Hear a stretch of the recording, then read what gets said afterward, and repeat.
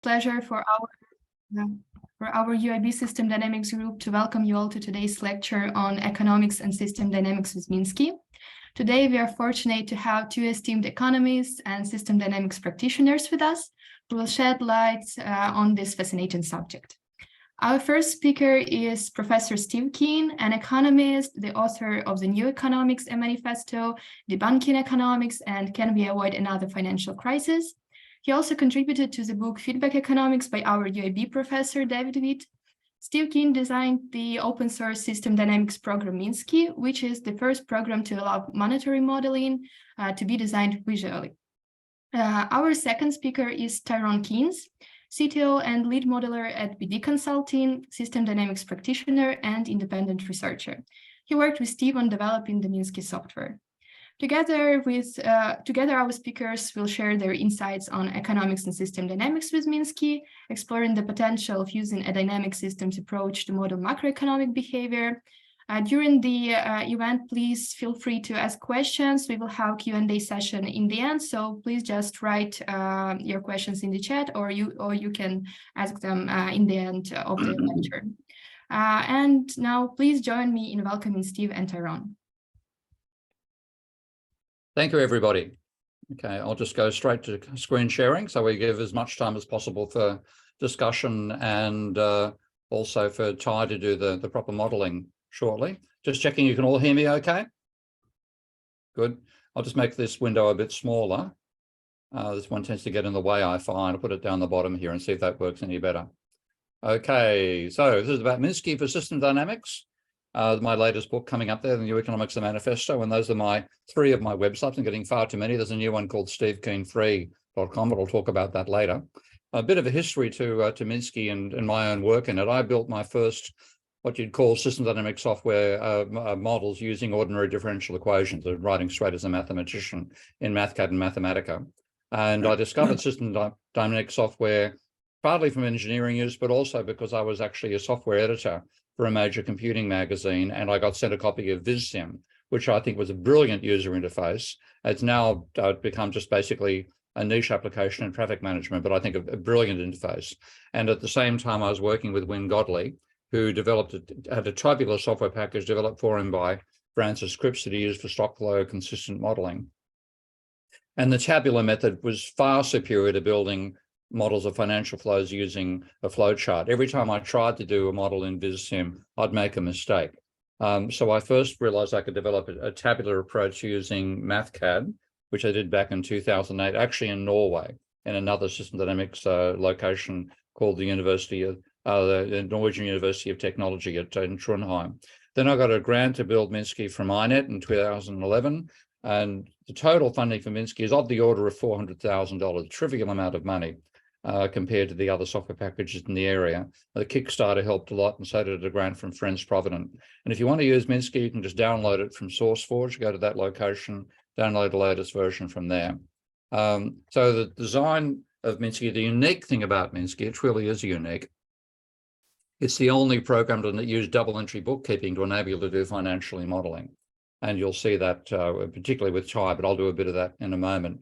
I also regard I know practitioners call stellar and Venn-sim diagrams spaghetti diagrams, and I think it's actually a major barrier to non-experts being able to both understand and use those models. So I try to minimize the spaghetti diagram effect. It has a very strongly math-based interface. This basically reflects my background, and also the main developer, Russell Standish, has a PhD in physics. So mathematics is the second language for him and probably a third language for me.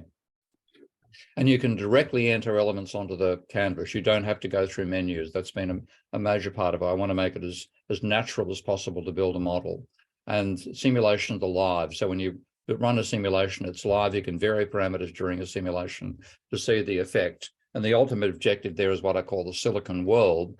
I want to have multiple users, preferably politicians making decisions, to run a simulation in silicon before they inflict their ideas on the public in the real world. I think there's been a major problem. You get nonsense like the herd immunity approach to the pandemic, which wouldn't have been the case if people actually simulate what it would do in an artificial environment that roughly simulated both our populations and the nature of this particular disease.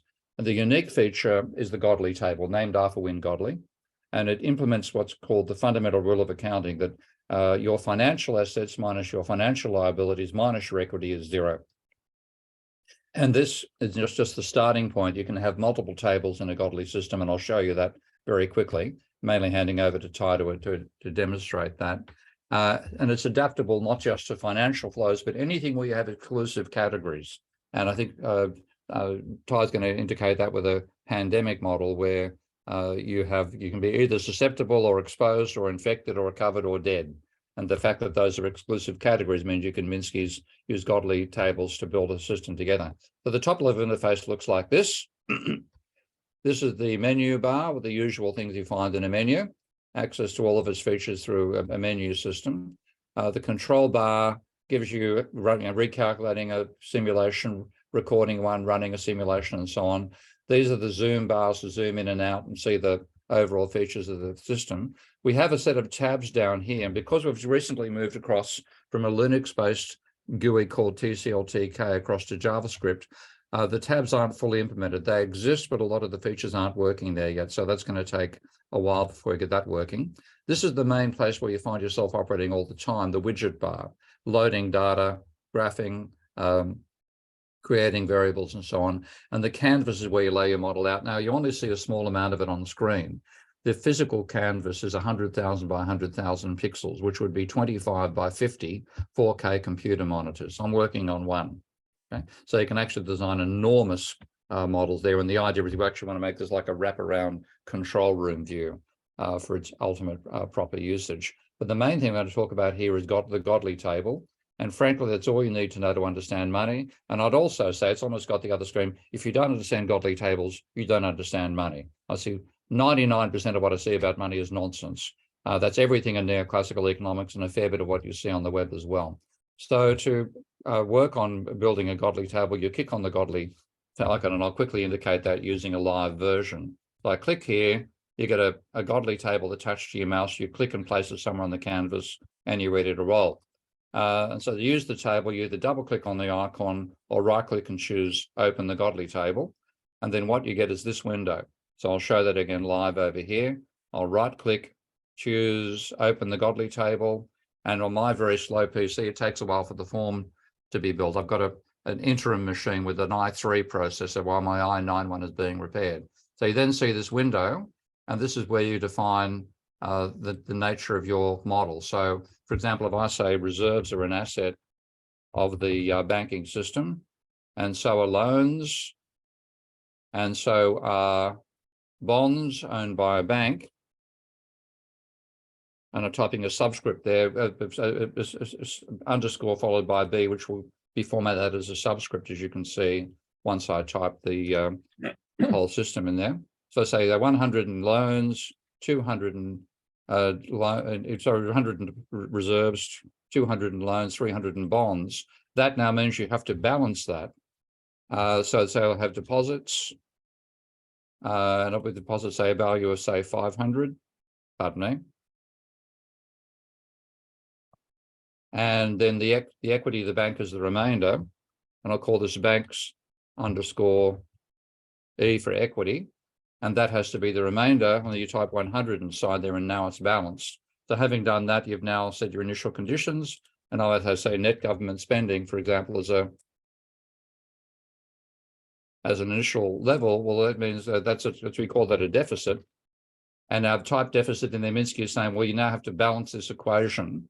So you've got to type something in to make the row sum to zero. And when I type deficit here, Minsky says, okay, that logic is correct. And what's actually happened in the background is these equations are being defined over here. Normally I can expand them and drag them around on the screen. I can't do that with the TCL, with the JavaScript version right now, but you're building up a system of differential equations. So if you keep on going, this is just to go through into detail. This is the fundamental rule of accounting. Assets minus liabilities is equals your equity. So assets minus liabilities minus equity equals zero. And that's the check that Minsky does on each row to make sure you're doing the right thing. You put your account names up here, and that's basically what you call system states from a system dynamics point of view. Initial conditions are basically your starting point for your simulation. Like everything else in Minsky, these have to sum to zero, otherwise you've made an accounting error. You click on the plus and minus keys to add and delete additional assets and liabilities. And you click on the plus key over here to add additional rows for recording financial transactions. And when you start building a model, you might be able to say from one agent's point of view. So I'll quickly do that on the live version of Minsky here. So I'll go to the Godly table. I've got net government spending, and then say net bank lending. Well, that's going to be that. You type the word credit for that, and then where does that go? Well, you get the increase in your deposit account. You have to get that by additional debt, and then you might just say let's say there's bond sales. Well, in that case, the Treasury is if you buy the bonds off the Treasury, then you have a flow which I can call bonds sold by the Treasury to the banks. So it's using superscript and subscript to indicate that. And that means the way the banks do it is they use the revenue currently existing in their reserve accounts. And on you go, you build the whole model that way. I won't go any further because Ty's going to do most of that work. And as you do that, Minsky is defining a set of variables and parameters and so on. And you can see those live in a browser window. I'm waiting for the browser window to come up again on my very slow PC. I'm looking forward to getting my i9 machine back again. And then just to place those elements on the canvas, so you can actually define a model, you can say click on deficit. Pardon me, we have mouse location errors going on here. So I click on, I want loans. I click at the top level of loans. If I click too low on reserves, loans are going to get reserves. So we have some offset issues to work with at the moment. That's the world of software bugs. So that's lets you access all the components and define things. That's currently on the variables tab. We'll probably move that sometime soon to elsewhere in the interface. Now, once you've created one Godly table, it's very rapid to create others, which show the system from the point of view of another agent. So if I click on here for another Godly table, and I'll name this, again, I've got to wait for the very slow definition of a form to come up on this very slow PC. So I call this, say, the private sector. And that now names that Godly table. And if I open the table, and this will, again, it's annoying having these long waits, but I think it'll keep it. It means I don't go as fast as I normally would go. Notice these wedges here. If I click on one of the wedges, that will look, if I click on the asset, that will look for liabilities which haven't yet been allocated as an asset to somebody else. If I click here, I get deposits. And what I've typed in operations now comes across from deposits. Equally, if I click on the liability wedge, I'll see assets that haven't been allocated yet. Loans are an asset of the banking sector. And now I've got this from, I now bring those operations across.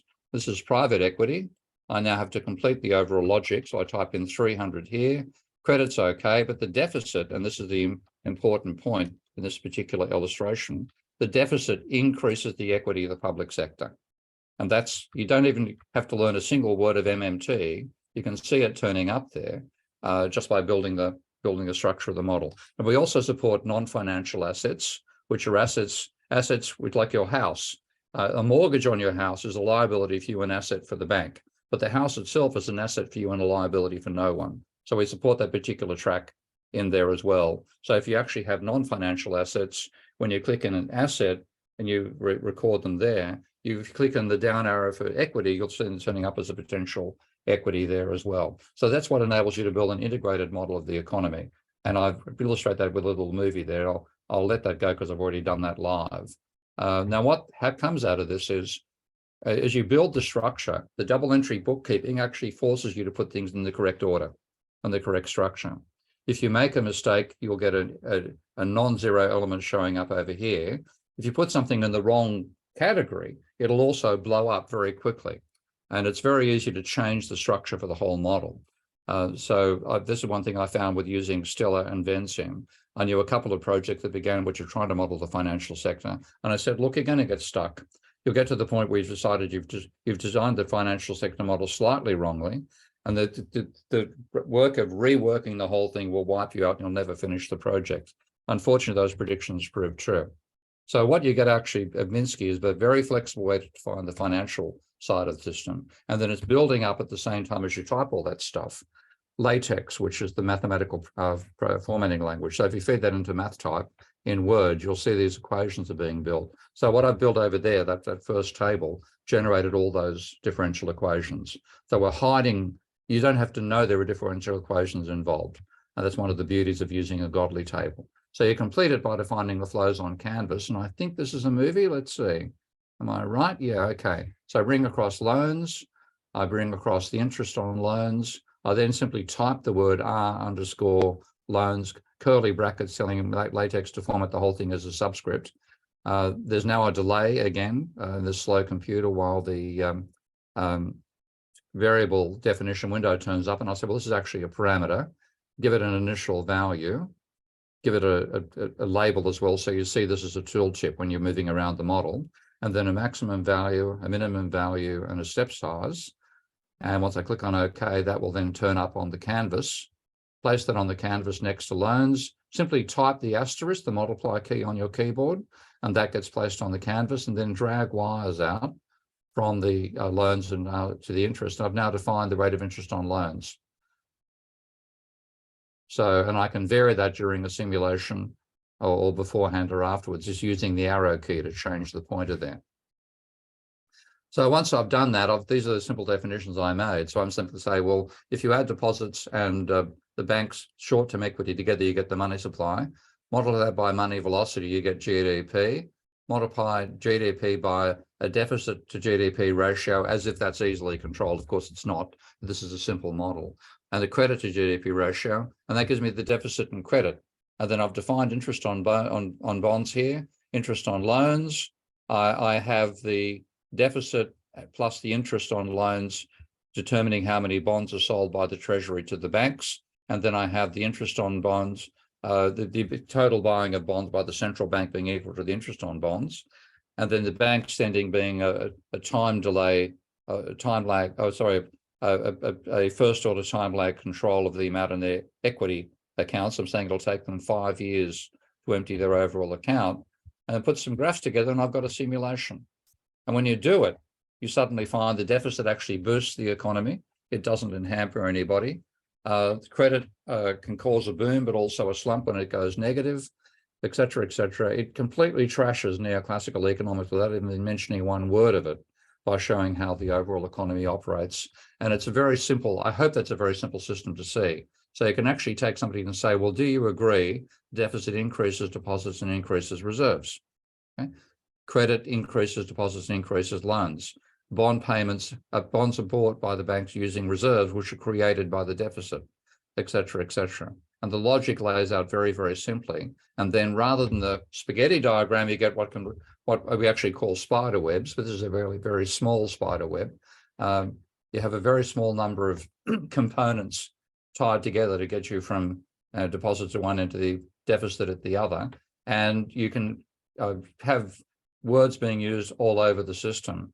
You don't have to pass by wire. You can simply make another copy of deposits, put it somewhere else on the screen, and then simulate it. So I hope it's a much easier interface to use than BenSim on that front. That there is I've defined a bunch of ratios. I've got a debt ratio, private debt, this is government debt. That's defined inside that box there. We have some issues with grouping still, so I haven't actually gone into that to detail, but there's a hell of a lot of elements to overall the designing a model. And if you want to take a look at it, you can just click on that icon and download it in presentation mode, and you'll see that overall model. Now, flowcharts, which are the equivalent of system dynamics stocks, we support a flowchart philosophy as well. So again, if you click on the flowchart element, bring it over here, you've now got an integral block. Edit that and rename it to whatever you want to call it. I call this fish. I'm doing a simple fish population model here. And then I can take a copy of that item and multiply the input by parameter values. So I'm going to have a growth rate of fish, which is going to be a parameter. So click on OK, call it a parameter, give it an initial value, say doubling every year, maximum factor of 2 every year, minimum 0, and a step size. Place that on the canvas next to fish, type a multiply key, drag the pointers from the output of fish and the growth rate. And that's now saying the growth rate of fish times fish integrated is the number of fish. And I need an initial condition as well. So I type that as fish underscore 0, make that a parameter, give it a value of 100. And then I can place that as an input to the integral system. So now that's all you need. Whack a graph in there, attach the graph to the output of the fish, press run, and you've got exponential growth. So fairly simple like that. Now you can tell here that I've got the growth rate of the fish as a parameter, but of course you want that to be a variable in a full model. That's what I've done. I've redefined it as being a variable here. I've said it's the growth rate is fish minus births minus predation. Predation is how many sharks there are times the rate at which they eat fish. Over here for sharks as well, same sort of story. They've got a death rate, and the death rate is reduced by the feed rate times how many fish there are, and you get the classic limit cycle coming out of the predator-prey Lochte-Volterra model. So again, very visual, everything on screen, and fairly rapidly designed. So that's the quick background. I'm going to hand over to Ty in a moment here. Now, Minsky is open source, which from your point of view means free. From my point of view means no revenue, okay, which is a pain because we want further development. So I'd really urge you, if you have a look at Minsky, if you want to play with it, please go to Patreon and sign up. It's as little as $1 a month. Now, what other software packages can you get for $12 a year?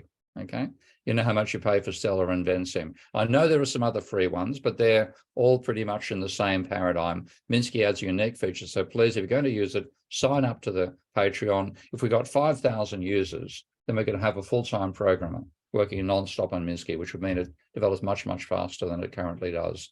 There is a user manual. It's also a bit of a book by me on economics at that location. And the most important element for learning it is the Modeling with Minsky channel, which is run by Minsky's premier user, Tyrone Keynes.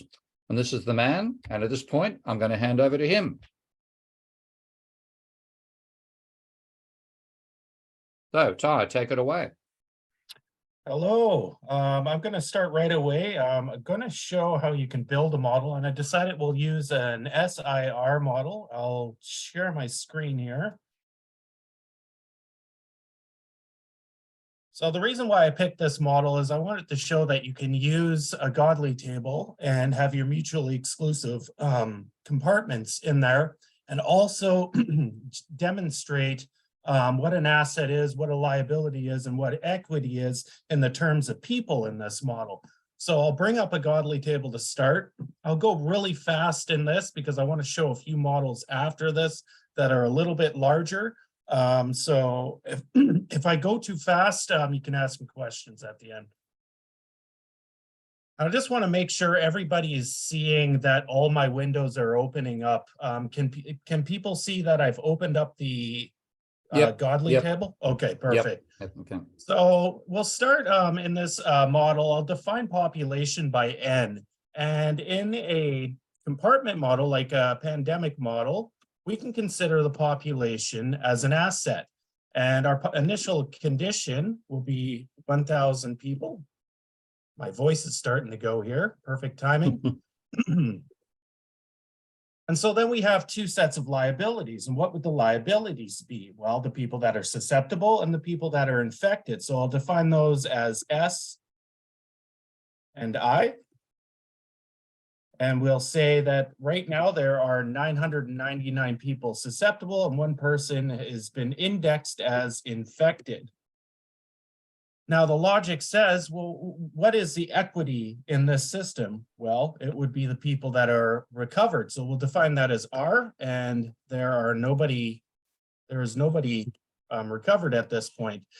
As you can see, just by simple double bookkeeping entry logic, it should balance to 0 at the end. So you have 1,000 people as an asset. You have a liability, your liability columns, which are S and I, which equal 1,000, which is 0 at the end of your column. We can now define or say what our flows are between the stocks. There is no flow from population. It is an exclusive compartment versus the mutually exclusive compartments of S and I. So we'll call our first flow infected. Infected to, or pardon me, wrong way.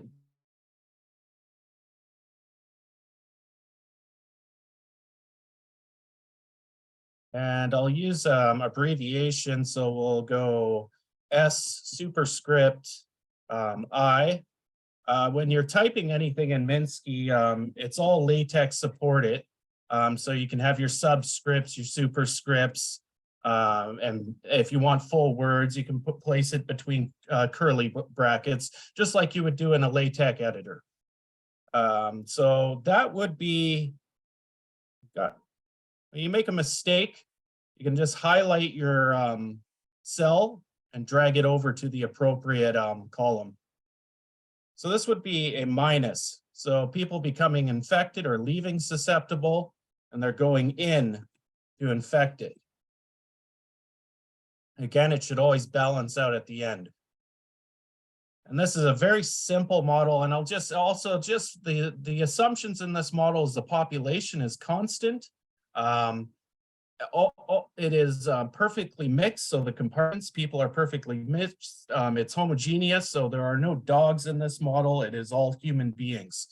We'll go infected.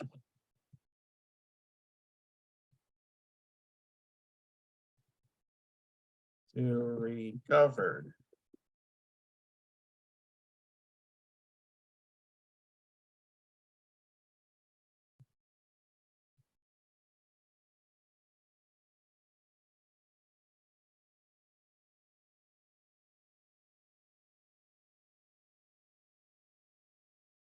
So now I've built my very simple model, and I'll show you a much larger pandemic model in a second.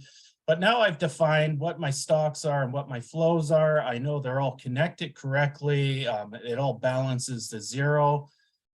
This is double entry bookkeeping accounting, right? You have your assets. If you have an asset, you're going to have a duplicate liability that's going to increase if the asset's increasing. If the asset's decreasing, your liability is going to be decreasing. If it's within the same category, so two stocks in the same category, one's going to increase and one's going to decrease.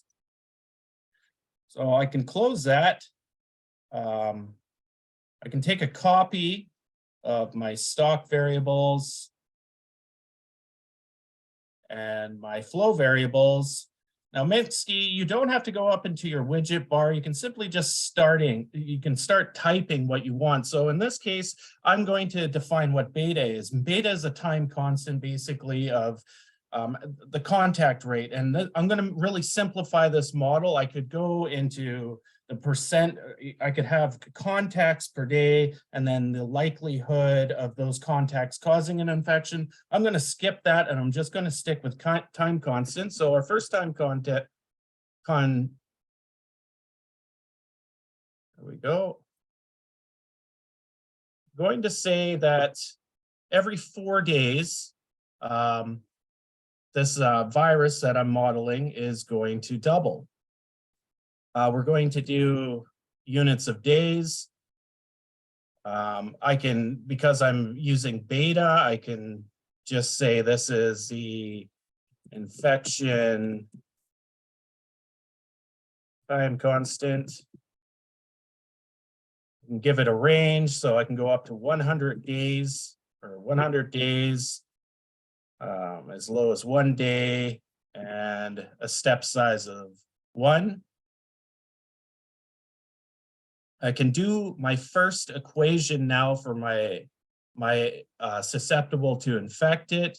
So I'll need population, I'll need beta, I'll need S, and I need I.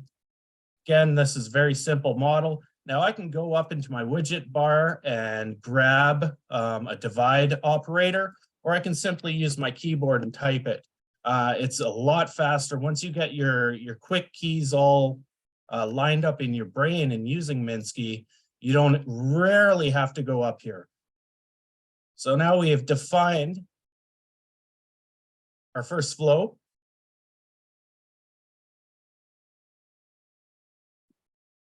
And let's see if I can move this zoom bar out of the way.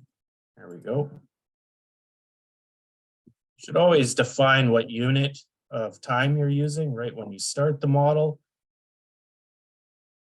Next, we want to define, so people moving from infected to recovered. Again, we're going to use a simple time constant. I'll call this gamma.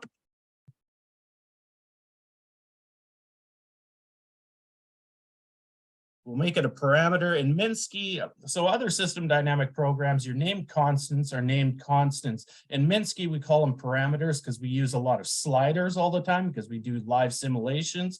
But essentially, this is a named constant. We call it a parameter. And we're going to say it's 14 days to recover. Its unit is day. Days to recover, we'll call it. And this is just if you hold your mouse over the variable, you'll know what it is since I've only defined it as gamma. We'll say it can be up to 100. We can make an adjustment live as low as 1, step size of 1. We'll need a copy of infected. So this is saying, depending on how many people are in the infected compartment, divided by a time constant.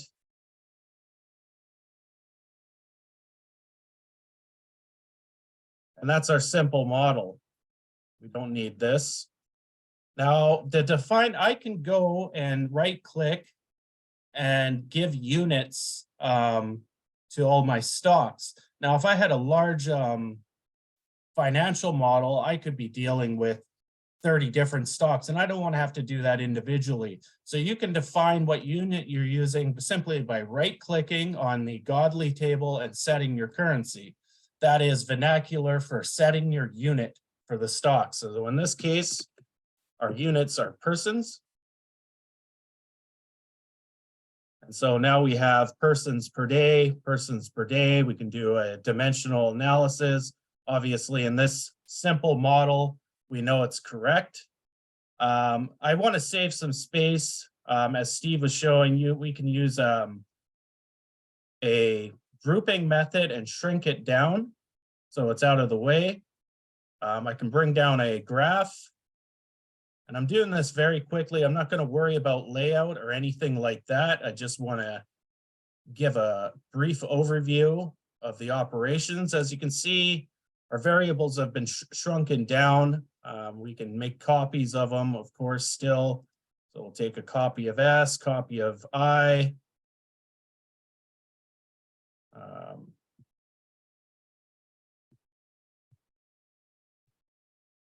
And you need R2. Take a copy of R. So I'll put the populations that are not infected on one axis. And then I'll put my infected.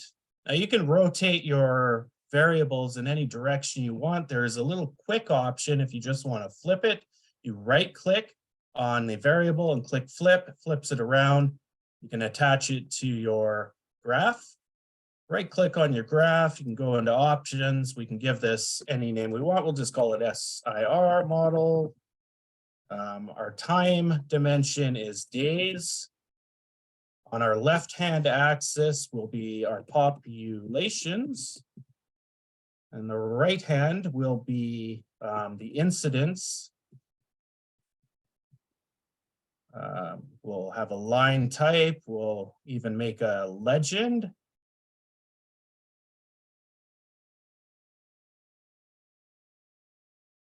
And just to make it a little fancier, you can, of course, adjust what your lines look like. You go into pen style, make them a little bit thicker, let's say. So bring them up to 4. We'll change one of them to a dash. We'll change this guy. We'll change it to blue. And we'll make that a dot. And we have a very basic model here. I'll make that line a little bigger.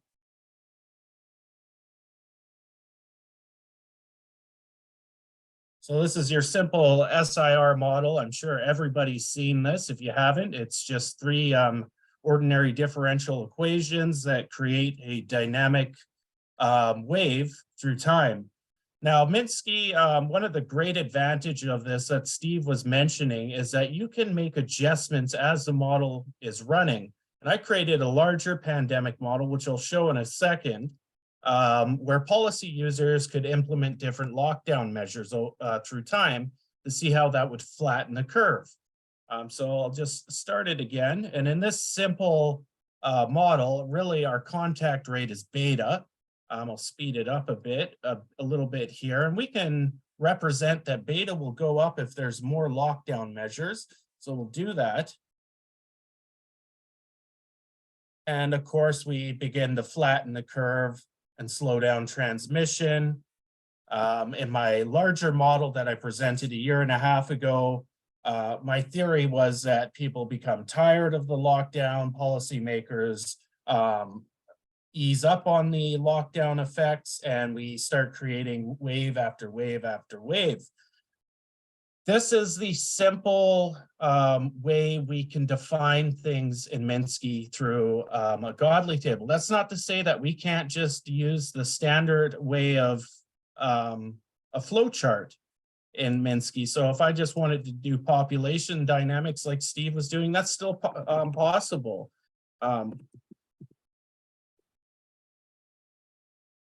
Seems to be a bug there. It is a bug. You've got to click on OK rather than hitting the enter key. I've already reported that one. Okay, so you can still do your flow chart method. You don't have to use the godly table in every situation. You're not stuck doing that.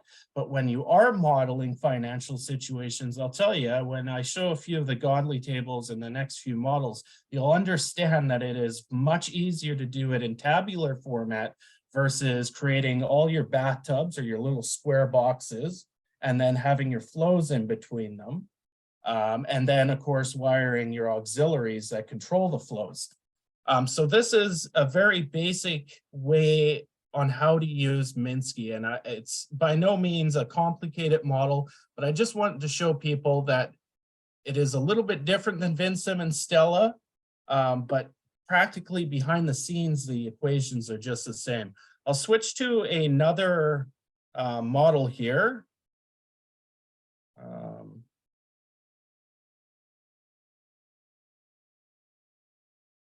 So I did quite a large pandemic model. I presented it at the conference last year and a few other places. And I'll just kind of show you how far you can take it. So I utilized my godly table for all my stocks and flows. So in this model, there are 25 system states. To wire all that together in a traditional program would have been difficult, although I could have arrayed it to some degree.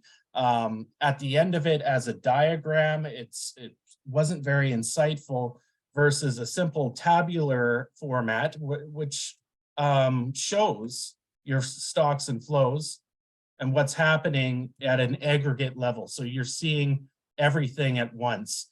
And I'll go to the interface, and this is one of the things that Steve. Now I can bookmark all these positions, but because I'm using the newest beta version of Minsky, I've lost all my bookmarks. So if you go up to your bookmarks, you can bookmark each location in your model. So as you're presenting, you don't have to drag it around like I'm doing right now, fumbling.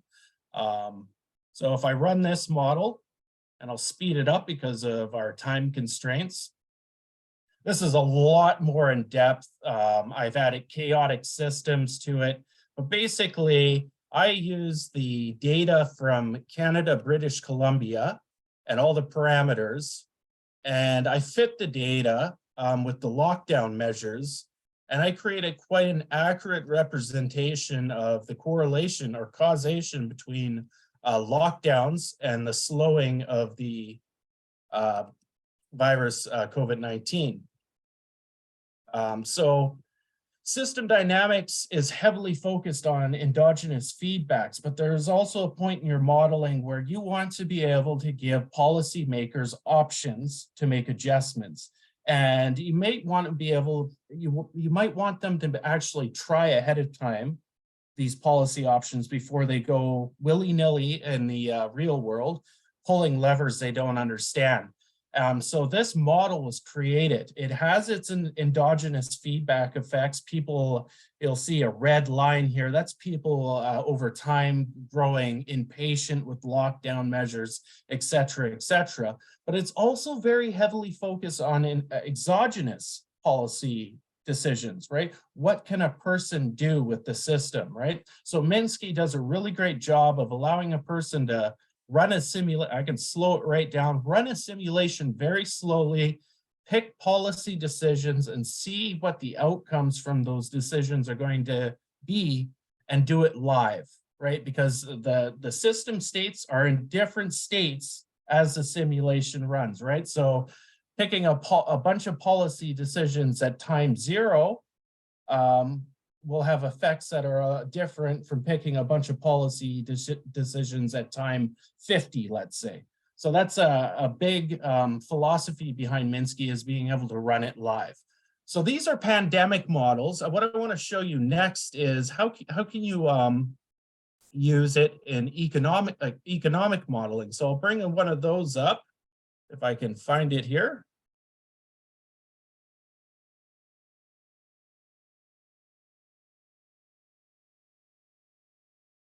I'll zoom out.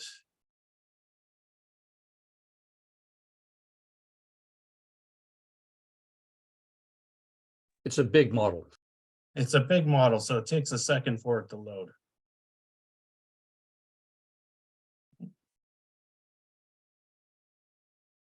So Steve was showing interlocking godly tables on a relatively small scale, and I sometimes go a little bit crazy. One of the things I always wanted to do was take all of Steve's work, and he's created a lot of models using Minsky, and he started off before Minsky using other software packages, and he's done a lot of monetary only exclusive models and then physical models. And I wanted to bring all his work together. So this is my project that I'm trying to do, where I bring everything Steve Keen together, integrate it, where it can be run as a macro model where we see the basic interactions between all the main defined variables. So this is where it gets really tough in a program like Stellar or VinSim, is creating all these stocks and then having your flow variables between them and not getting confused. And then duplicating interconnecting stocks. So because remember, so one person's asset is another person's liability. So that's going to change the equity for another person because the asset reverses, right? Well, Minsky does all that for you with these godly tables. So in this model, we have if a firm gets a loan, it's an asset for the bank, and the firm deposit account goes up. If they repay it, the deposit account goes down. The asset for the bank goes down. They pay interest on it. The deposit account for the firm goes down. The equity for the bank goes up, et cetera, et cetera. And so that is a view just from the banking sector perspective. But of course, there's other agents in the system. So the next one here would be our central bank. And so reserves for the central bank, or banking reserves, are a liability for the central bank, but an asset for the banking sector, right? And Minsky automatically does that. So when I'm building these tables, let's say if I start with the banking sector, I put all my stocks in, they have to have they have to correspond to somebody else. So I open up the central bank godly table, and I click down on this little black area. It's going to bring up all the unissued stocks that should be a liability for, let's say, reserves. Reserves would come up, okay, it's an asset for the bank.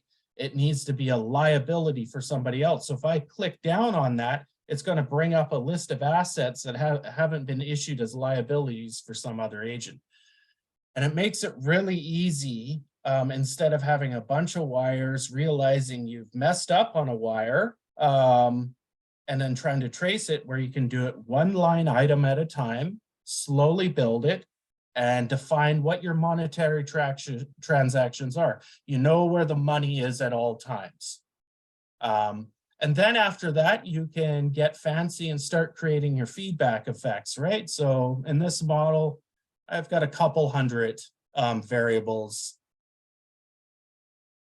And it's so large, I've had to use a lot of grouping, right? So these would be a lot of real variables, non-financial variables, like the stock of real capital in the economy, energy use, output in energy, equaling output, productivity, labor, all non-financial aspects. I could model in a flow chart, like any other system dynamic program, and then relate those to what's happening in the godly table. And again, we utilize, when you get really large models like that, we rely very heavily on grouping. So this is a whole another model inside. I don't know if this is going to work in the beta version here. I'll try it.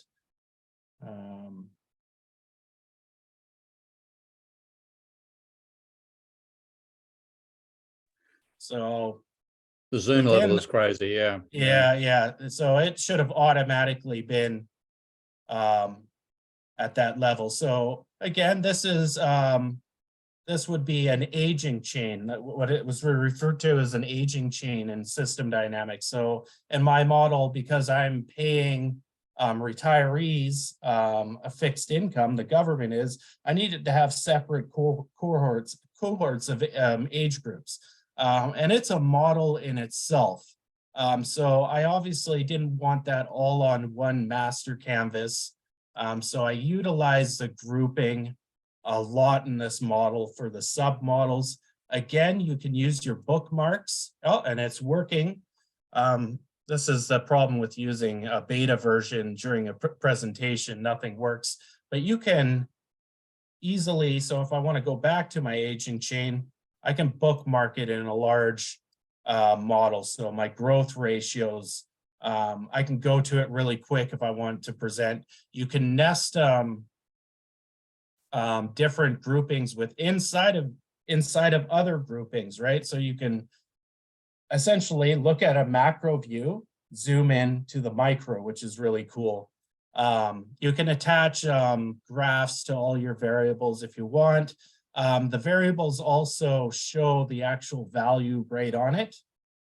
So that can be interesting if you're looking at a specific part of the model and you want to know the exact number. It's always there, so you can see it as you're running the model. I'll go to one other model, which is probably my favorite model of all time. It's not the biggest, but it was done by Jay Forster, and it's the World 2 model. And I wanted to show because I'm sure a lot of people may have seen it in, let's say, VinSim. Tom Fitterman does a lot of great models in VinSim. And I took the model he did and just ported it into Minsky. And you can see what it can look like in Minsky. I'll see if my bookmarks are working. Oh, they're working. So I can go into my population module. I utilize a flowchart method, but it's a little bit different than the standard system dynamic program. I put my lookup tables directly on the canvas, so there's transparency. How do the functions work, right? Instead of an auxiliary or a ratio feeding into a converter and then spitting out a number, how does that actually work mathematically? Like, that's what's really important to me in system dynamics. I love the feedback effects. That stuff tickles me a lot. But the deeper understanding of the math behind it is very important to me, because then I know how to manipulate a system. So Minsky's really good for that, right? Like, you know that these are both flows and that one is adding to the stock and one is taking away from the stock. This is a pretty simplistic view. But anyways, you can run this model live as well. So if I go to the interface, and I can slow it down. And this model actually went into the book, World Dynamics, And I picked all of the policy adjustments prescribed by Jay Forrester to try to keep the historic significance of this model in perspective. So you'll run it, you get your world 2 model. So, you know, and you can quickly like turn on some, I don't know, I'll just randomly pick some policy adjustments here and see what happens. Say more people are going to die, right? Turn it on and you can get your alternative. And in that case, it broke the system. So obviously I shouldn't run the world, but nonetheless, you can do that live as well. So you're not stuck at time 0 deciding what the policies are going to be, or you're not stuck creating a variable that automatically switches, let's say in the year 1970. You can choose to do it anytime through the system by running it slowly, right? And so that way you can put yourself in the seat of a policymaker who has emotions, right? People generally react to a system as they see it in that moment in time, right? Emotionally, right? So this gives you the idea of putting yourself in the policymaker's shoes, and he's seeing a big wave in, let's say, infectious disease. So he's going to ramp up all the lockdown measures.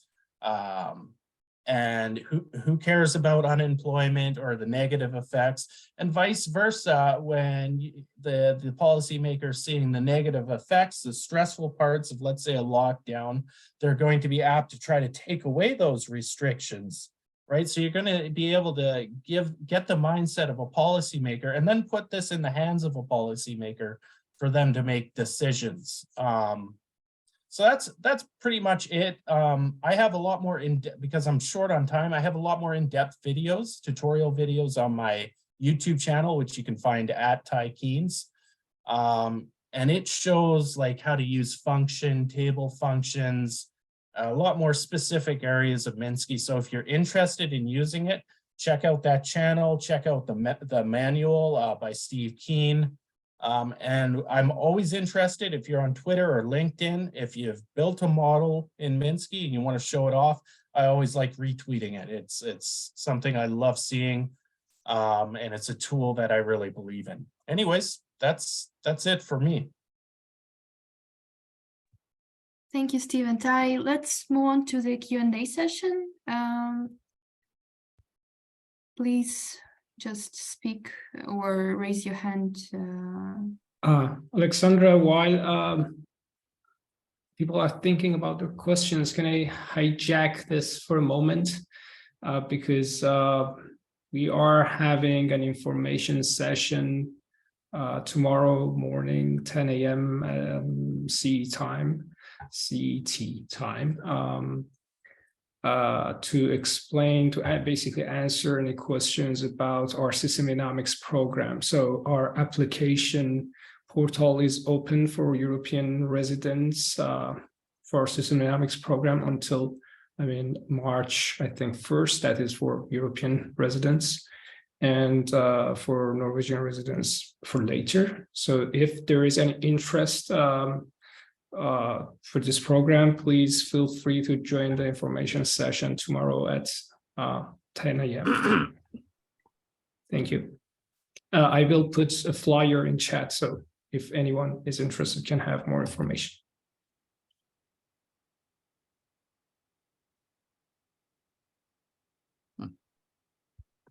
So, any questions? Yeah. Let me see if I can even show my video now. Okay. Yeah, this is Dale Rothman in George Mason University, and I'm in the Center for Social Complexity inside Department of Computational and Data Sciences. This is very nice, but it's gonna. I'm gonna have to take a closer look. I already posted a few questions. Is it possible to get? Steve threw up a bunch of links, and I have found the Minsky link in SourceForge. but there were a few other links that he had mentioned. Attention. Is there a way that those attending can get those? Yep, Key I'll put things. them in. I'll put them in the chat now. So it'll take me a few minutes to put them all there, but I'll do that. So that's easy. You hear that? Yeah, hope. I heard that. Good. Yeah, No, good. Okay. and that's good because, like I said, there's I have a number of questions about what it can do, and it'll be easier for me to just play with it a while and Yeah, I figure think this that's out, true. and then come back with more specific questions. Okay, well, I'll put the links in the chat now, and we'll take another question.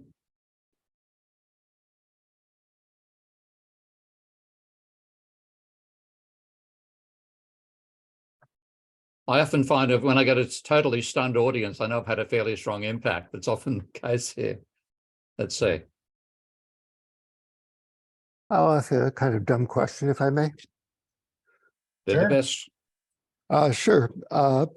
You showed us how flows are conserved in financial transactions and in many other circumstances, and that's very nice. It means if you have a balance equation, assets minus liabilities minus equities equals 0, you differentiate it, you see that the flows, corresponding flows, also have to balance.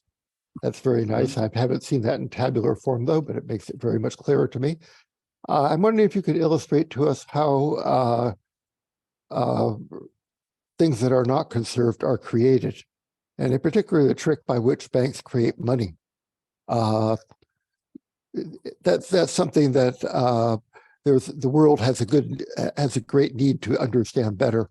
So a very simple model that illustrated that in ways that could not be misunderstood would probably be of interest, and it would certainly be fun to see it now if you have something handy. Yeah, well, I can do that in a couple of minutes, because I can actually mock up loanable funds, which is the neoclassical fantasy about what banks do that they gave Exactly. the Nobel Prize to bloody Bernanke for last, which that's just an insult so far as I'm concerned. But I'll quickly share my screen and just do a quick illustration of how you can do it. Can you see my screen? Let's see. Not yet, but I'm looking forward to it. Screen. Okay, share. Right, so it should be turning up, I hope. Good. Okay. So let's say we want to do loanable funds in a hurry. Then this is again, apologies for a slow machine. I had to buy a replacement machine while I waited for mine to be reserviced, and I bought an i3. I'm paying in terms of slow performance. So here's the banks. Okay. And then I was going to turn off display of variables just to make things a bit easier. Then open the Godly table. Again, waiting for the form to come up. And I'll actually show what the real world is, and then I'll talk about the neoclassical fantasy after that. So in the real world, actually, no, let's go to the neoclassical fantasy first of all, because what they believe is going on is that savers lend to borrowers. So it's savers there. I have borrowers here. And then put an S on the end there. And then the banks over here. I have to change the color of my background so I can tell when I actually got the focus or not. And let's say I'll put up just a few numbers here, 100 in reserves, say 800 with savers. I've got to change the number. I'll do that in a moment. Change the number for the savers. Let's make that 1,000 here. And then 100 for banks. This is setting up my initial conditions. And then you have lending. And according to the neoclassicals, it's the saver. It gives credit dollars per year to the borrower. So you just do that. That's coming out of the borrower's account, obviously, or saver's account. And it then goes into the borrower's account. And then you have interest payments. And that'll be a payment coming out of the account of the saver and going into the borrower's account, going to the saver's account. And then I'll leave lending as can be positive or negative. And then the idea that the neoclassicals have is that what the bank is doing is being an introduction agency, a bit like Ashley Madison for bankers. So that's what I'll show that particular model here. Then I'll have the bank spend. And so that's going to be obviously just use the word spend for here. So spend comes out of that account. And so let's go there, spend half of it on savers. We have to improve the way we show this. Oh, sorry, that's supposed to be spend, pardon me. Typing errors. And then 0.5 goes on the borrower as well. So that's now already a simplified little model. I'll just minimize that. Now I've got that defined on the banks here. And just actually, let's make it something you can actually see on the screen. I'll put it in editor mode. So that's the vision they have of borrowing. And depends how much time we have. I may have to, I don't know how we're going to go in terms of total time here. But now let's just have this being the savers view. Again, waiting for the window to come up.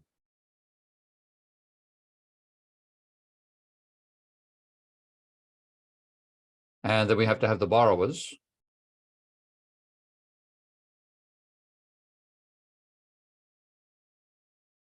So if I'm going over time, tell me, all right? Because I don't know how long it's going to take. So just interrupt me if I'm taking too much time here. Okay, so this is now, I'll actually change the title here. I've brought up the window rather than doing the renaming.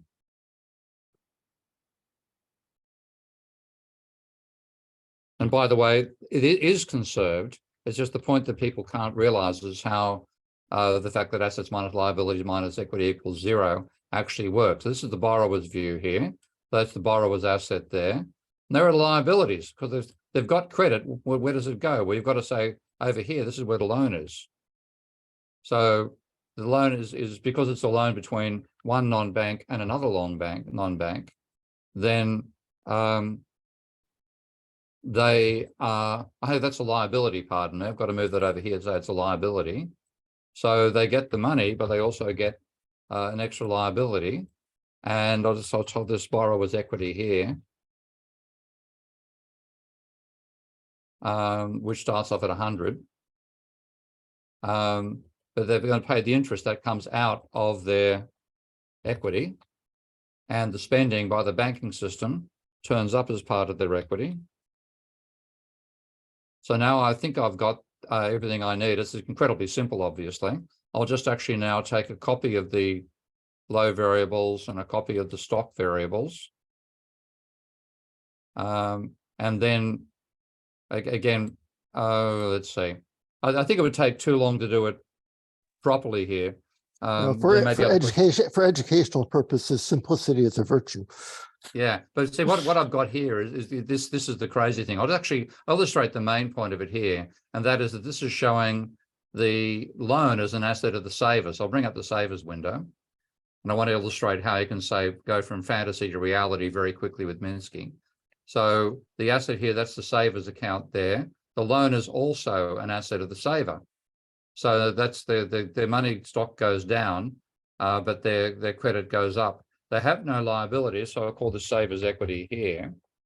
And that is shown, and like the fee comes out of their equity. So this is minus fee here. And the interest increases their equities, that goes here. And then the spending also by the bank also increases their equity.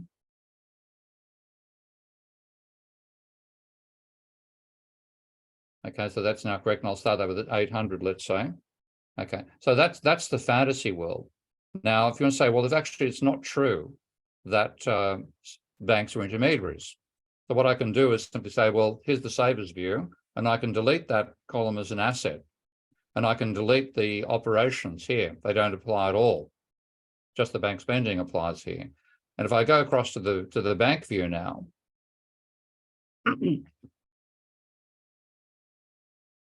waiting for the window to come up,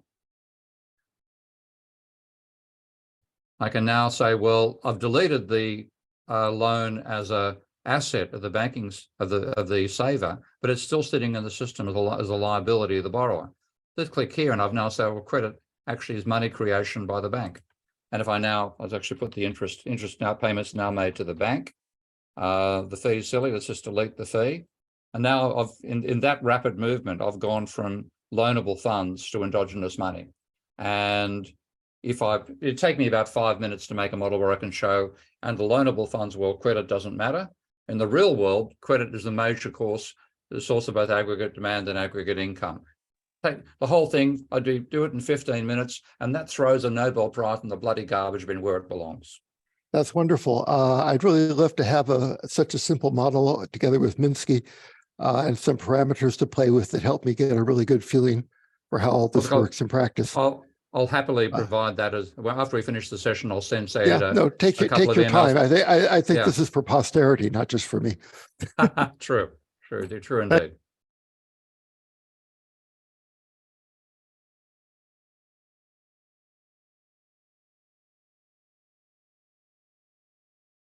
Yeah, and so banks are believed in neutral and rational intermediaries. Yeah, and what planet are they on, honestly?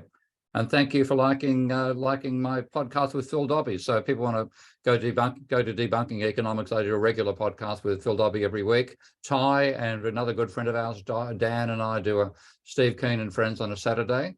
I think that's it's 6 o'clock European time. Ty, is that right?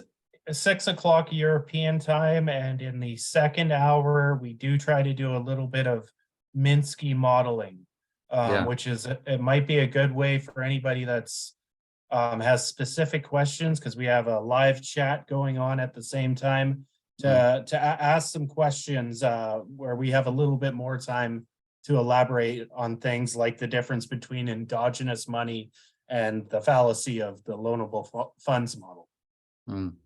And this is, to me, is why system dynamics is so important, because as soon as you put things in a dynamic framework, it makes a mockery of neoclassical thinking. And that's one reason why they've been so aggressive in keeping system dynamics out of economics departments. And that's why equally I'm aggressive about shutting economics departments down and replacing them with system dynamics, which is what we should do. But those guys are positively dangerous for the continuing health of human civilization. Forrester would certainly have agreed with you, but it got into a lot of trouble at MIT. It was fortunate that he was in the business school. Yeah, I don't care about that. I'm quite free. I'll fight like crazy. So we'll keep on doing the battling.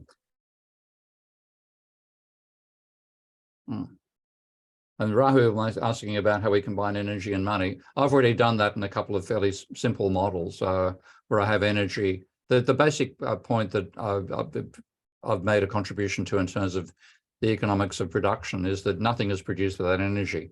Labor without energy is a corpse, capital without energy is a sculpture. So you've got to have energy as inputs into capital and labor to explain how output occurs. And that was very, very simple to do. We need to go much, much further to develop a full feedback model, but that's the idea. Energy is the essential input. Waste generated is necessarily absolutely unavoidable because of the second law of thermodynamics. It exceeds how much production we do. All those feedbacks can be included in a Minsky, or for that matter, a stellar model, but I think it'd be clearer in Minsky. And it's possible to have the monetary modeling and the physical modeling separate. Equally, you can have godly tables for stocks of goods, of resources. So as you use iron ore, you deplete the iron ore, but the iron ore turns up as inputs to making iron, which therefore generates slag, et cetera, et cetera. So all those things can be combined together.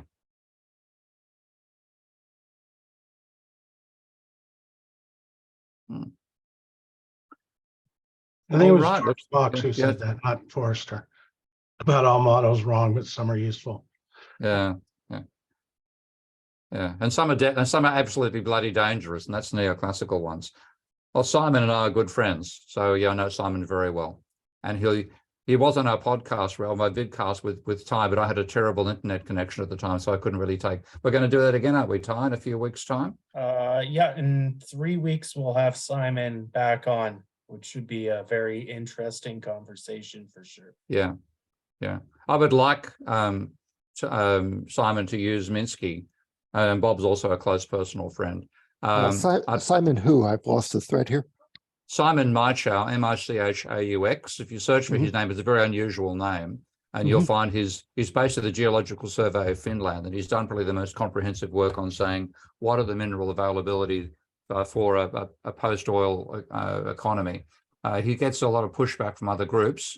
Overall, I think I'd trust Simon's intelligence and knowledge of the industry and the resource needs as well. But unfortunately, you've done it all in an Excel spreadsheet. So there's no way you can work out what the hell the logic is. And that's one reason I wanted to move across to Minsky, or a package we're built on top of Minsky called Ravel. And if we're running out of both questions and time here, I might quickly show Ravel. Is that because that's I think so. I think so. Go ahead, please. I think we have still 15 minutes. okay? Like I'll just I'll quickly bring up. I'll shut this one down.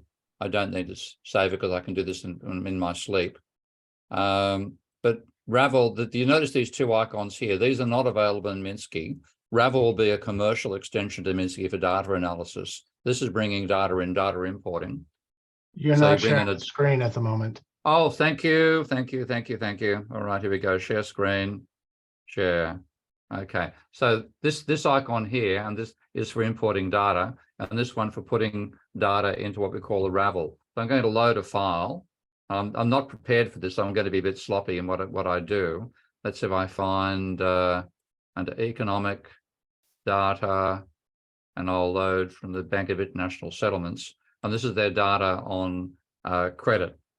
So I load this up. What I get is let's make it full screen, and I've got to put these controls out of the way so I can actually see what I'm working on. So I load the data file, and this is it's quite a large, basically horizontal database, which is something that you can't bring in to Excel. Even though it's produced in Excel, you can't bring it into Excel. So what I'm doing here is saying which columns of the data I want to bring in, which ones I don't. This is fairly time-consuming start to getting data inside, but I don't need all of these ones here, so I'm going to ignore these columns.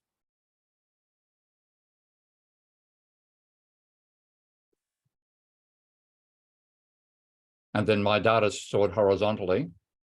So these are quarters, time dimension, and the time format is dir and a dash and the Q.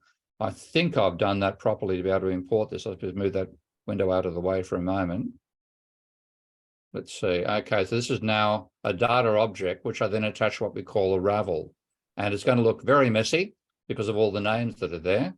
But if I zoom in very quickly, let's just say I want to take a look at this by quarter. So I wrote this, so there's going to be, the data that comes out is going to be by quarter.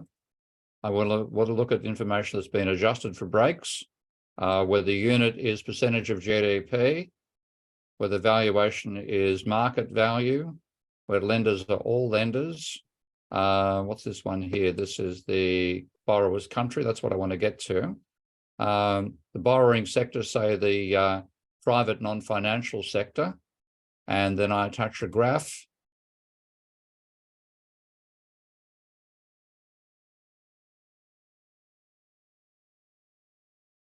And this will be a mess with a whole lot of countries that are going to come down. Let's go through the countries one by one. So I go to country here. There's Austria's, let's see. So Austria, some of the axes move around for a reason I'm still arguing with Russell about. Australia's private debt ratio. Belgium, but that's actually debt in, that looks like it's debts in US dollar. I want to go back to percentage of GDP, which is here. So let's go forward to America, which is going to be up here somewhere.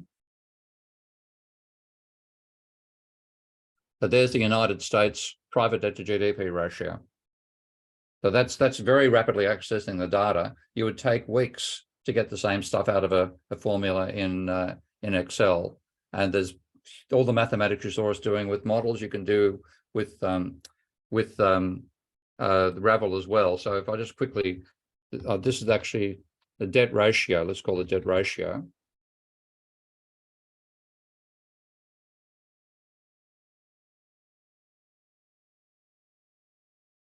Again, waiting for the form to come up.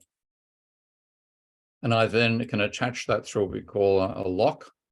Attach the lock. I want it to be all countries. So it's now a two-dimensional object. That's the debt ratio. And then if I go to saying, let's take a look at a debt in domestic currency, then I can just call this debt.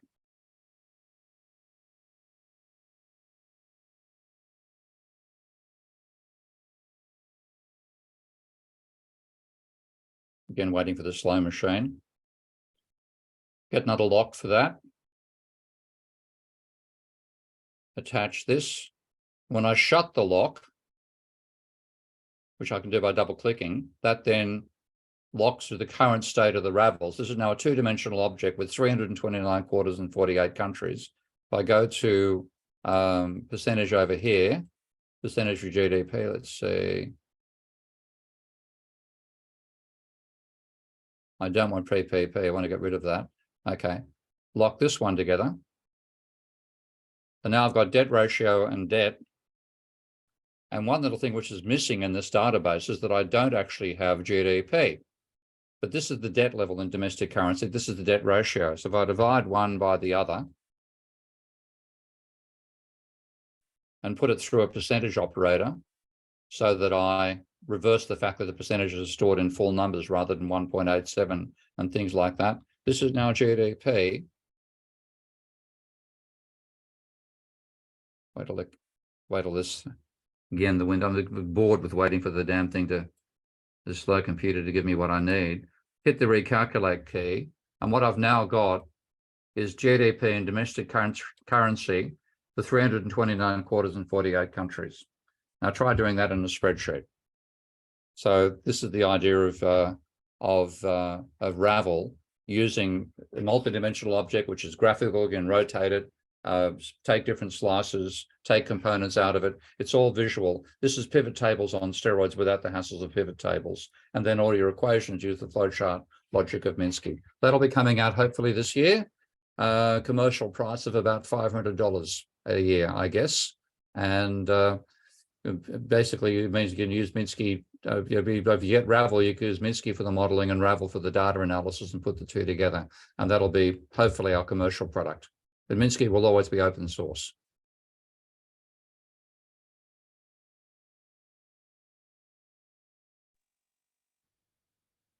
Okay. So, Steve, I have a question for you. Yeah.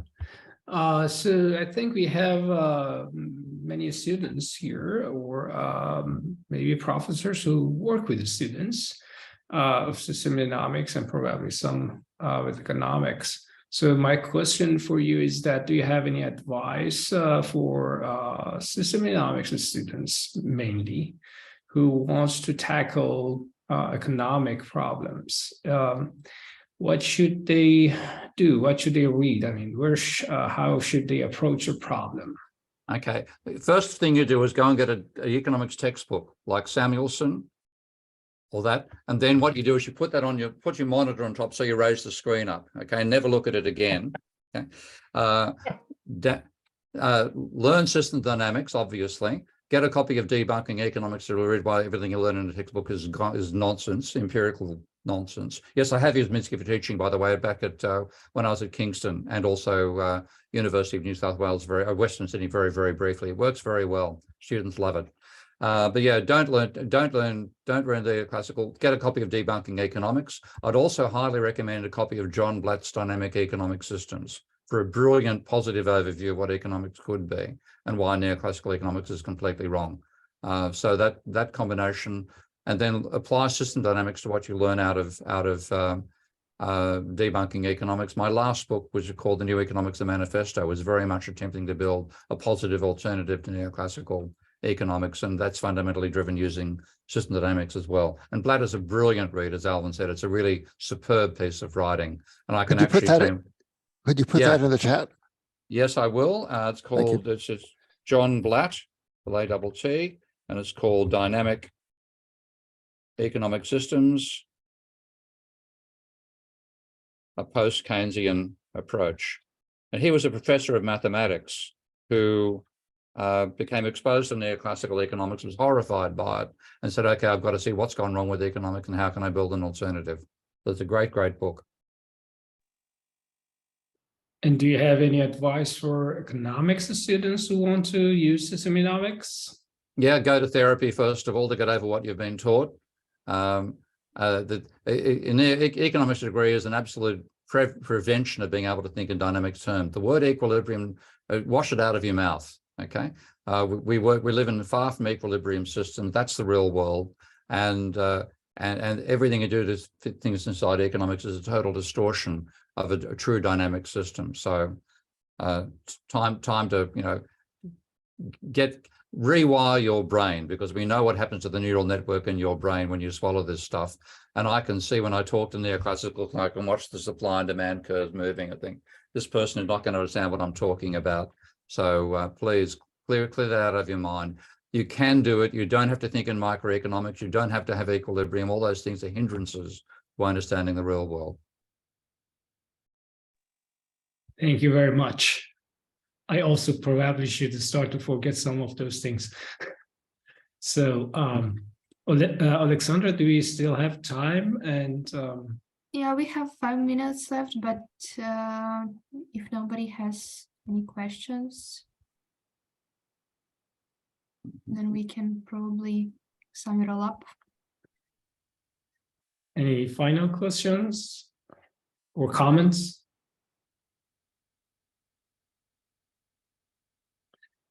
Okay, apparently not, but we have recorded this session. I will give the files to Alexandra and Steve after the session so that you can share them however you want.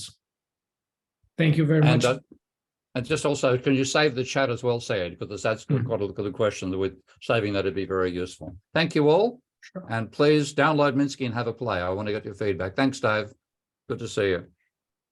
Thank you. Okay. Yeah, thank you, Steve, Ty. It was a very nice presentation, very insightful, and really look forward to working with Minsky very soon. That's fantastic. Okay. So Thank you, Steve and Tyrone. Thank you very much, Okay. everybody, Thank to you. attend. Bye Good all. night. Good night.